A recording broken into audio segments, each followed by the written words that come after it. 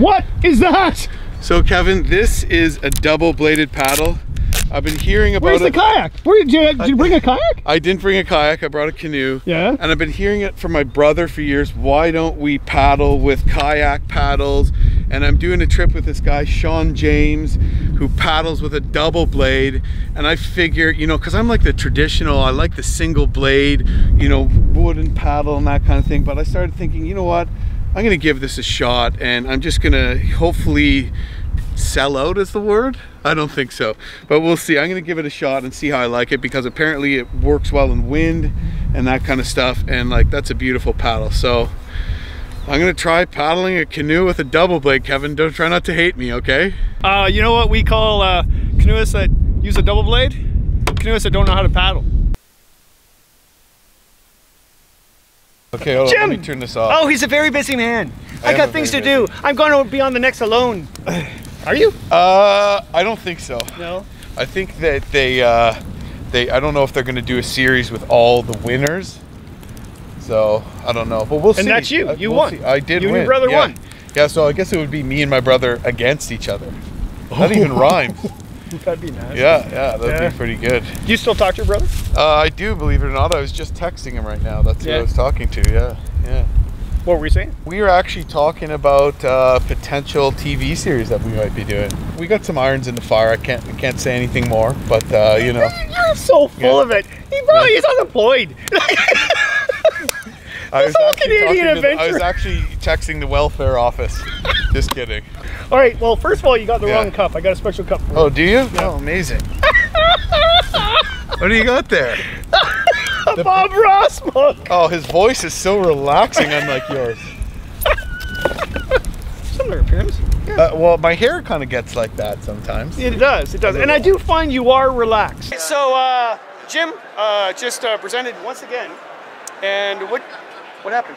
I had a great presentation. I did cool outdoor tips and tricks. A lot of people are really interested in particularly how to smoke fish when you're in the bush at camp. That seemed to kill. And then Kevin came in and took over my presentation at the end, but it was already over, so that was all good, you know. That is an awesome mug. I think it's one that changed. I think, oh yeah, you fill it and it turns into a painting. Get out of here. Yeah, it does, but I don't have enough whiskey to fill that up. What are we drinking, by the way? Oh yeah, sorry, Stout edition, Jameson, whiskey. Okay. Cheers. Cheers. Feels really good to get to do one of these chats with you. Well, I know supposedly you wanted one of these chats. And after I talked to you in an interview on the plane coming back from Canucopia, I thought you never talked to me again. You're terrified of like life in general, except the wilderness. Like what's with that? And I'm not very good at figuring out exactly what gate my flight's going at. Those big lists of all the flights and cities. It's just like I just like have to ask people these things. I'm not. It's not my strong point. Put it that way. Well, you know, believe it or not, I've just given you the benefit of the doubt for throwing me under the bus all those times. Come on, man. You traveled for like a week and a half with only the clothes on your back. This guy travels the world, whatever, doing a bunch of things, and so, but I have to, his attire. Okay, explain, this is all you have. This is all you have. Like, look, pick it up. Like, that's all he has. Well, he has no baggage. I did have one laundering in there though. And a bathing, 2 bathings. Yeah. Maybe less, but. All right, so I'm gonna ask you some serious questions. What was your very first trip in the wilderness? My very first trip in the wilderness, I guess I could say when I was maybe about 15.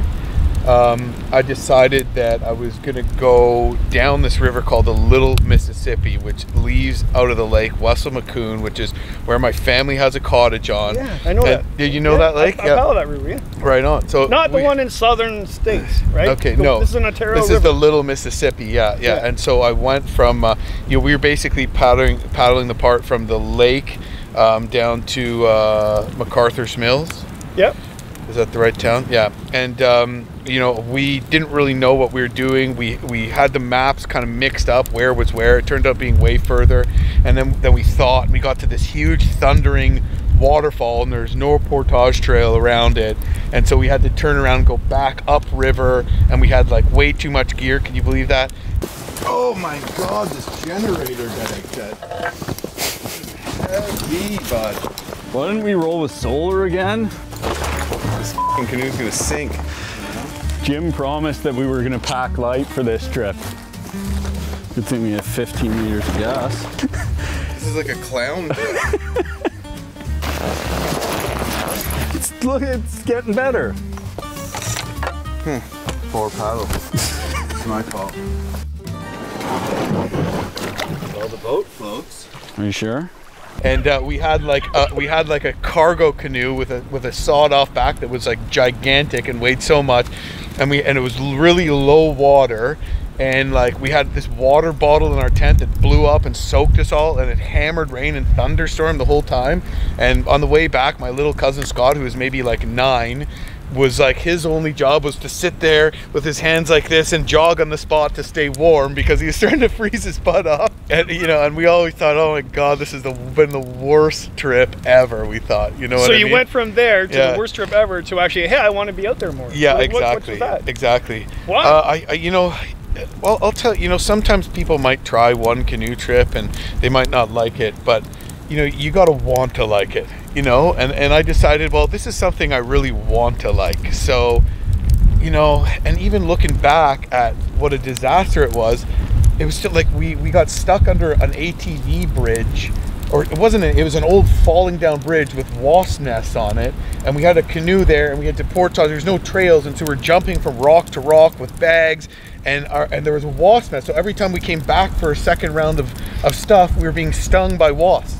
So all of us got stung like 3 or 4 times by wasps, and there's no other way to go about it, or else we could, you know what I mean? And Jim's a very good spokesperson for getting people outdoors. Yeah. He keeps them enthused and makes sure it's safe and sound out there. But it was that adventure. Could we make it further next time? Well, next time we'll have to blaze a trail. Next time we went back, and there was a trail there the next time, and now I paddle that no problem in a morning. You know what I mean? That stretch, and maybe 4 or 5 hours. You know what I mean? Even though it was kind of a misadventure, it was still something that was awesome. Now, my brothers, my cousins, it took them a while longer before they decided to go again, though. Like it, yeah. And they were really young too. Like, I can't, like, looking back, I thought my parents, oh, you're so paranoid, why wouldn't you let us go do this? Now looking at kids my age then, I'm like, oh my god, like, no wonder they were scared, you know? Yeah, but hold it, the first time I met you was at the Wilderness Symposium, you and your brother, and we went out for lunch with Bill Ostrom, and you had this great idea to go snowmobiling across the Arctic. Yeah. And I remember when you left, Bill goes, he's gonna be dead. He'll die on that trip. And I said, give them some credit there. They're young people that want to do something. They're not all going to die, and you're still alive. Yeah, I'm still alive, and since then that was a 800 and something mile skidoo trip across Great Bear to the Arctic coast, across the Northwest Passage. We ended 300 miles north of the Arctic Circle of Uluhakto, just me and my brother. Great Bear is so massive, it's almost like an ocean.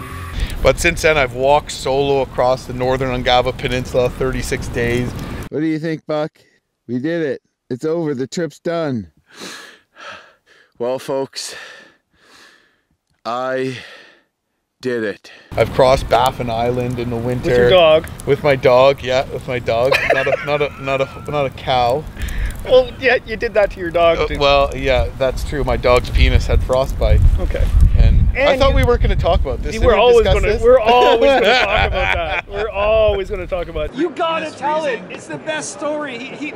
It's all to do with, like, really, here, like, just tell the story about the dog. Do you know what's going to happen is that this was quite some time ago, but now every time's going to look at me, they're like, Jim, which guy? Oh, the dog penis guy. Like, I'm going to become the dog penis guy because of you, Kevin. You know, the great thing about that is 2 winters ago at the Winter Symposium. I actually told that story in front of 1,000 people. You did, and you threw the mic down. Yeah. Because, you know, a lot of people were going winter tripping and they're talking about their trips, and it was all lovely, it was fantastic. Then you were the last speaker. Yeah, I went and did, was it 36 days? 36 days, yeah. Yeah, across Ungava in the wintertime and held my dog's penis to keep it warm. Yeah. And everybody's just like, what? Is there days where people look at you and say, how does he ever live out there? You know. Does your wife say that to you? No, my wife is actually pretty confident in me. It doesn't look like much, but there's a lot of churning current and a hole there, and downriver is a lot of white water, and it's really hard for me to scout. I'm nervous. I don't want to do any of it. Yeah. You know, like, she kind of got into this, doing this kind of stuff. She was always outdoorsy and always like camping, but she managed to get into it in a big way to the point where she's running like class 3s in northern Quebec and some whitewater canyon in the middle of nowhere.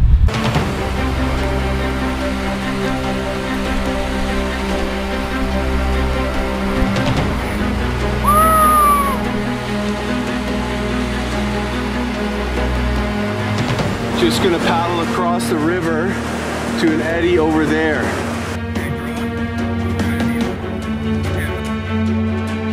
So it's not a long portage, but that's the beginning, is literally right up a slippery rock cliff.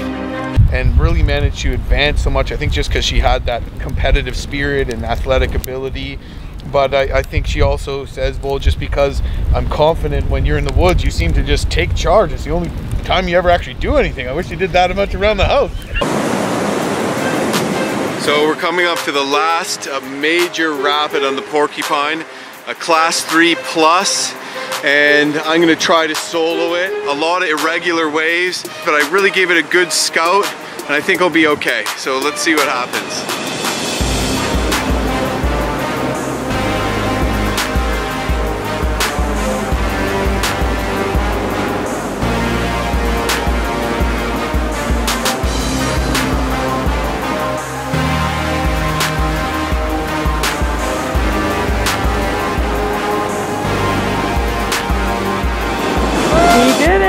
Because when I show up at camp, she has to be like, what can I do? Stop, let me do something, you know, because I'm just like, boom, boom, do it, and like, you know, I'm just so focused. And so I think it feels really confident, but definitely she's nervous. I mean, I left to cross Baffin Island this time last year. She was 7 months pregnant on the way to the airport, because part of my trip went through a national park.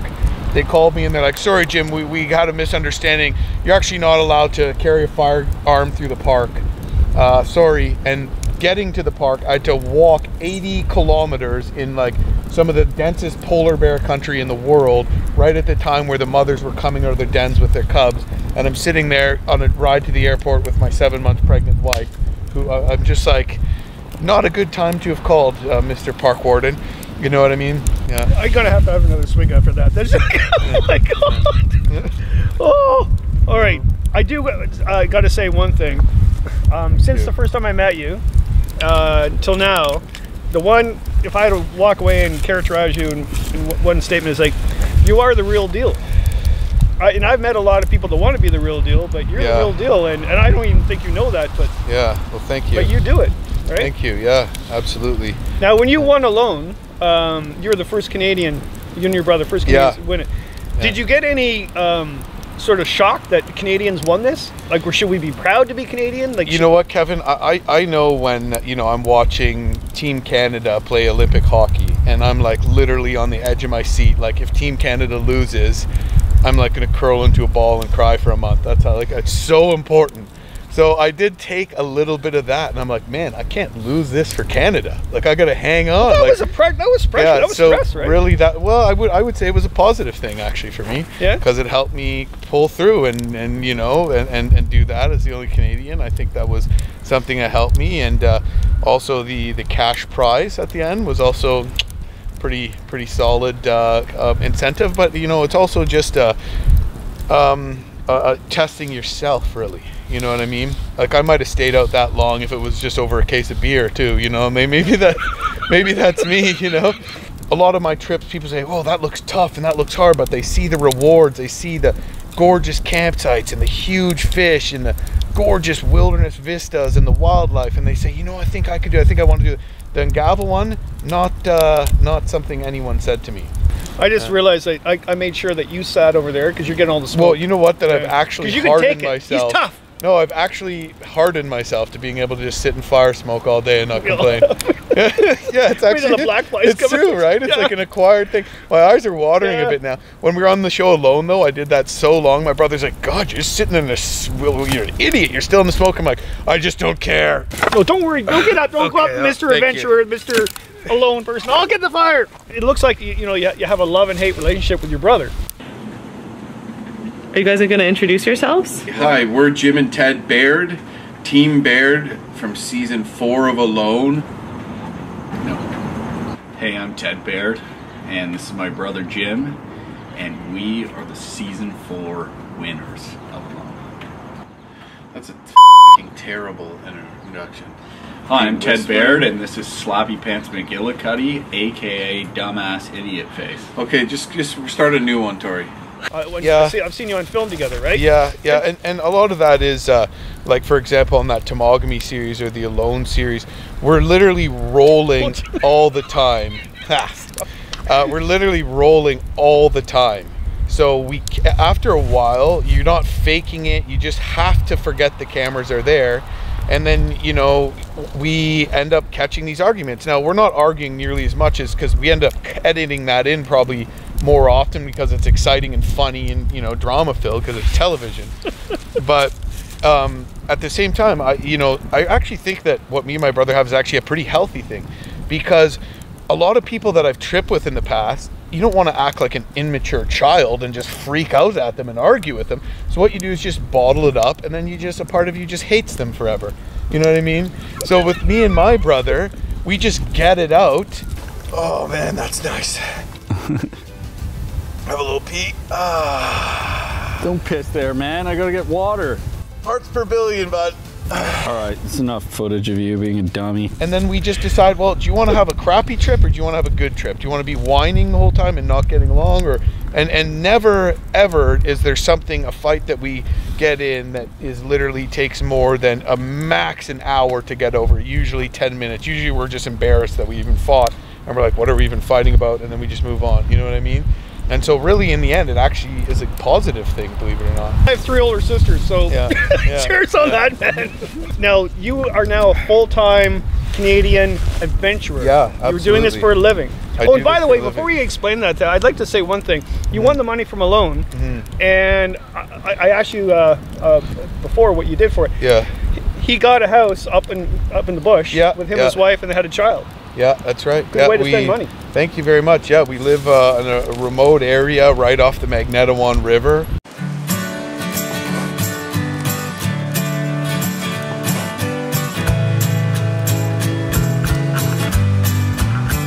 Okay, so today what I'm going to do is I'm going to get a wood stove set up, and it's an outdoor wood stove, and that's what I'm going to boil the sap into syrup with.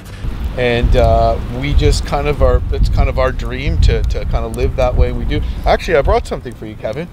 I brought this is homemade maple syrup. I thought that was your urine sample you were bringing along. No, it's not. Believe me, now that would be a good trick to get you back for all the times you've thrown me under the bus. Thanks, Kevin. Okay. I hope you all enjoyed the Kevin throwing me under the bus video again.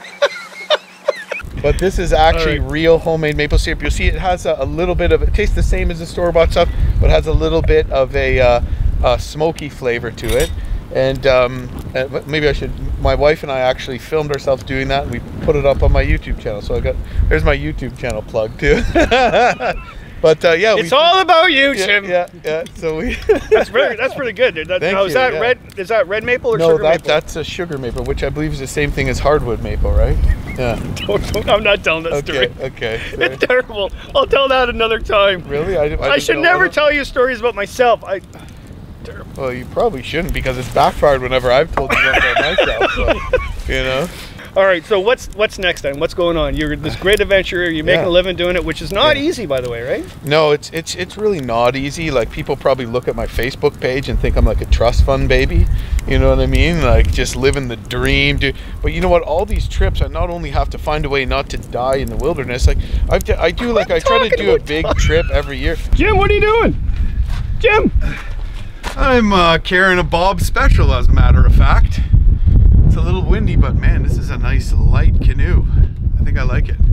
We'll see. You got an extra pair of clothes? I don't. Apparently it's windy, and apparently you know, people told me I should maybe be bringing a dry suit, but worst that can happen is I dump and die. So, you know. Quit saying the dying thing. We've talked about that before. Well, that is my driving factor. Maybe that's why I'm successful, because I have to.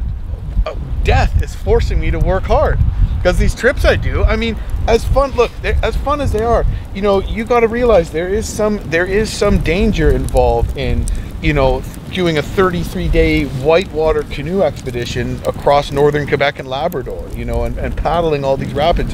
You know, and you just got to make sure you prepared to that. So a little bit of fear, as long, you know, going out there and being cocky and thinking like, well, I know all my stuff and I'm all power, all smart. I mean, that's what's going to get you in trouble. This is the wrong trail. We blew it. Yeah, I think the portage trail's up here. We knew we should have scouted it. This eddy here. It makes a lot more sense, but where we started, it looked like a perfect trail. I'm thinking, oh geez, you know, why would the trail start so far from the falls? But you look here, it's a perfect trail. And a little eddy, it must have just been an animal trail. And so we get everything ready, I make it 10 steps, boom, nothing.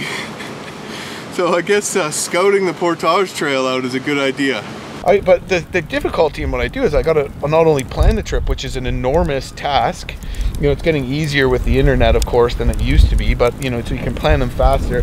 And I have that knowledge base, but it's also about finding a way to bring value to other platforms, other brands, through doing that trip, and doing it in enough of the way that you actually have enough money to pay the bills when you get back from it. You know what I mean? And it's been not easy. Like, honestly, like I won the show. That was like a big thing, like a big push, and I'm starting to do more and more stuff. And most of it is like on the content side, like I'm videoing my trips and stuff like that, because, you know, you can't really make money transporting furs by canoe anymore, unfortunately. You know, so I've kind of found another way in our modern society through my first love of paddling to bring it a way where I can make money, but I can also, I guess, put out a good message, which might be arguable sometimes about the death thing, but also you know, help other people as well along the way. But you do, because you're the real thing. So no, don't take this the wrong way for this question, but I've always wanted to ask you this. Is that I forgot the question. I've always wanted to ask you this question, and I forgot. Oh, I forgot the question. Oh, your big moment. And oh yeah, I get it. I get it. Oh my God, there's enough whiskey for me. I forgot it again. Why aren't you getting as much attention as some other people on social media? Because you are the real deal. He really is. Like, I'm not making that up. The guy, and he's a really nice guy. Well, I'm hoping that my YouTube channel blows up after this Whiskey Fireside chat. It's not going to. I think a lot of it has to do with the fact that I started out, when I started out, like I literally went into business being like $30,000 in debt, and I stopped being a prospector. I was like, I'm going to be a full-time adventurer, you know. So I couldn't say I'm going to start a YouTube channel and I'm going to work on posting videos for a year and hopefully it catches on in a year. I had to be like constantly selling myself. So I was really late to the social media game. So I was more traditional media when I started, magazines and all that kind of stuff. That's what I liked. And of course magazines got into video, and that's how it evolved, and I found a love for a passion for doing that too. So for example, you know, my Facebook page does well, but I don't have too many YouTube subscribers because I don't focus my time there.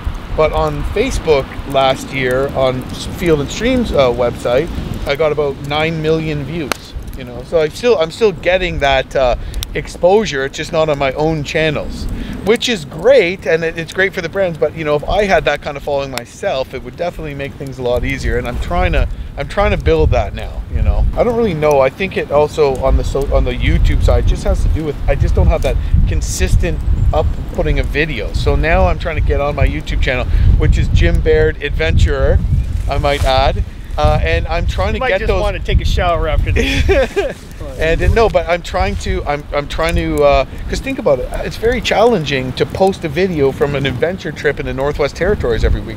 So now I'm starting to just shoot more things I do around my house, whether it's chopping a winter supply of wood, making maple syrup. We have created a place for Wesley to lie, and he's fast asleep in his little snow outfit, which is adorable. Sick today. Went to the city, got sick. Building a cedar hot tub, just the kind of stuff I'm doing around there that's sort of like the behind the scenes of how I do. And I'm finding that easier way to get some more content out there. But it's hard to find time for all of it, isn't it? Well, you're still doing the big trips though. Oh, guaranteed. Yeah. Guaranteed. See? Yeah. The real deal. Yeah. Oh yeah. That's my. And look at the smile. That's my passion, man. Oh yeah. Nothing gets me so excited as getting out there and doing those big trips. Well, let's go get her done.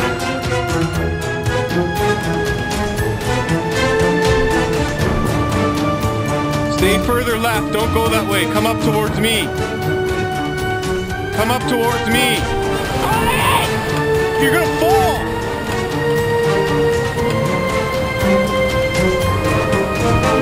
I'm thinking maybe though, maybe the reason why you're not getting as many followers is that you have seen your dog's own social media page. Your dog is Buck, is it? Yeah, Buck. I noticed that, for example, when I write a magazine article, there's like a bunch of pictures of my dog, and then there's like one picture of me like this small. Maybe it's because I have a face for radio. I don't know, but like, you know, there's usually like one picture of me in the background, and they're all just like close-ups of my dog. It's the dog. I know, he's stealing my thunder, man. Yeah. All I have left is 1 can of dog food, and that is it. I've been feeding him the dry food, but we're all out of that. Man, this stuff actually smells kind of good, and I'm really low on calories too. So maybe I should give it a try. Wow. I can't believe how good that tastes. Yeah. And it's probably telling everybody about what you did to it in Gava. Well, you know, he should be happy for that, you know. Yeah. So, but you know, I remember before that happened. I feel like I should address this now. A professional sled dogger told me, sled dog race, ran the Iditarod at the Yukon Quest, and he actually had a dog with his penis, the penis broken off of the dog, froze off. And he said, Jim, if it gets cold out there, you're gonna have to, you know, there's nothing you can do. If it's minus 50 with a wind chill, you have to warm up that dog penis because it's gonna freeze off. Anyways, day 2, you know, I really had to do that for a bit. But I was like in a ripping blizzard, and I was laughing at him, and he's like, what kind of a jerk are you laughing at me? Don't you understand this traumatic experience I was with? So now I really get where he's coming from. Okay, where I'm getting from here is that you told me you would never tell that story again, and you get so upset that I just sickered you right there. Well, you know, well, you kind of kept bringing it up in such a way that I really had to give that backstory just so people don't think I'm out there doing something weird, you know? Like, this was like a survival situation, man. I would only hope you'd do the same to me. Is that making the cut? All right, cheers, Jim. It was great talking about. It was good talking to you, and good luck with everything, and good luck with the new baby. Thank you very much, Kevin. Thank you very much. And keep getting out there and keep getting people out there. And Kevin, I want to say thank you very much for making your books. And you know, they're one of the first things that got me out there. I think one of the first trips I did, I followed your book. I did the Barron Canyon. Awesome. If you throw this Uncle Kevin at me, I'm gonna go nuts. I can take it. I think I could win. Well, you know, I wasn't trying to do that. I was trying to give you an honest thanks, but you know, no, thank you very much. Regardless of your very young age and Uncle Kevin, don't worry, I'm not that young either, buddy. I know. We're all old. Yeah, it's terrible. Cheers. Cheers again. All right. Cheers again. Here. Well, this is my 17-foot Prospector that they're fixing up because it's in serious need of some TLC, to be perfectly honest with you. How bad is it? I've seen worse. Yeah. But you can tell he's used it a lot. So now, that's good. Is it because it's used a lot, or is it because he doesn't know how to paddle? I don't know. He seems like he knows what he's doing. All right. Yes, I like this guy. Yeah. See, Kevin, why don't you be more like him? Not throwing me under the bus all the time, for crying out loud. I guess that's about it. Try not to die. Okay, don't say that. And this that's a given. That's a given. It's a given, but you don't say that.